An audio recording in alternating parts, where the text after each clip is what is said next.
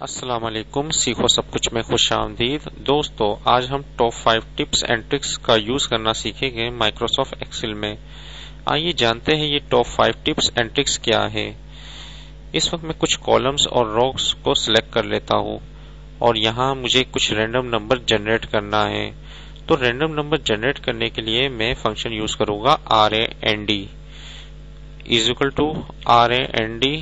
जैसे ही मैं प्रेस करूंगा तो जैसे ही मैं इंटर करूंगा तो इसमें इस सेल में एक रैंडम नंबर जनरेट हो जाएगा और जैसे ही मैं कंट्रोल इंटर करूंगा तो तमाम सेल जो सिलेक्टेड है उस पर रैंडम नंबर जनरेट होगा। कंट्रोल इंटर मैंने जैसे ही किया तो इसने रैंडम नंबर जनरेट कर दिया, लेकिन ये पॉइंट्स में आ रहे हैं। अगर मुझे 100 लोगों में से कुछ लकी विनर्स को चूज करना है, सिलेक्ट करना है, तो मैं 100 से मल्टीप्लाई कर दूंगा। अगर 1000 लोगों में से कुछ लोगों को लकी विनर को सिलेक्ट करना है मुझे, तो मैं 1000 से मल्टीप्लाई कर दूंगा। इस वक्त मैं 1000 से मल्टीप्लाई करता हूँ क्योंकि मुझे 1000 में से कुछ लकी विनर्स को सिलेक्ट करना है। जैसे ही मैं कंट्रोल एंटर करूंगा तो 1000 में से लकी विनर्स मेरे पास आ गए।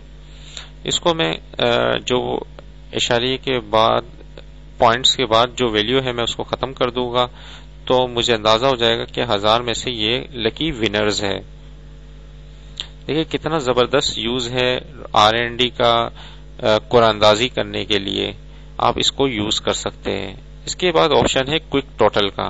क्विक टोटल क्या है कि अगर मैं यहाँ टोटल लिख देता हूं कि मुझे टोटल चाहिए इन सब का, और कॉलम वाइज रो वाइज भी चाहिए और कॉलम वाइज भी चाहिए टोटल, और ग्रांड टोटल भी चाहिए, तो मैं सिर्फ डेटा को सिलेक्ट कर लूंगा और कुछ यहां से एक सेल छोड़ दूंगा और नीचे से एक सेल छोड़ दूंगा ताकि यहां टोटल आ जाए।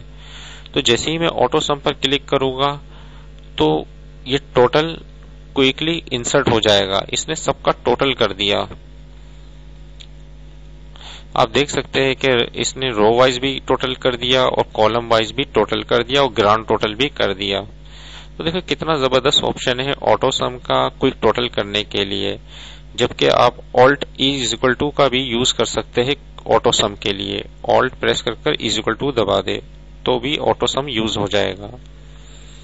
इसी तरीके से अगर आपने कोई क्विक चार्ट बनाना है तो आप सिर्फ डेटा को सिलेक्ट कर लीजिए और F11 प्रेस कर दीजिए। जैसे ही आप F11 प्रेस करेंगे एक क्विक चार्ट नई शीट में बन जाएगा, जो कि आप देख सकते हैं।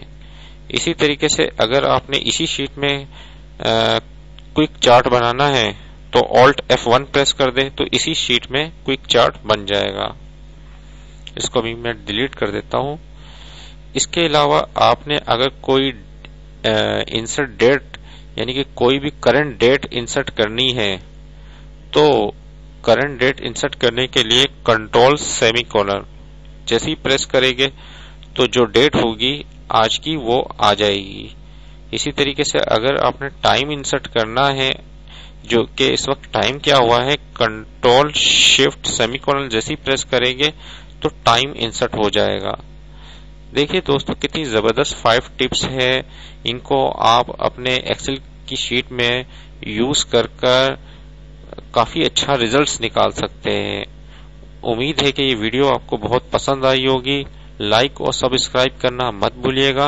दोस्तों, आप मेरे चैनल को सब्सक्राइब जरूर कीजिए ताकि कोई भी नई वीडियो आए तो उसका नोटिफिकेशन आपको मिल जाए। Thanks for watching. Allah Hafiz.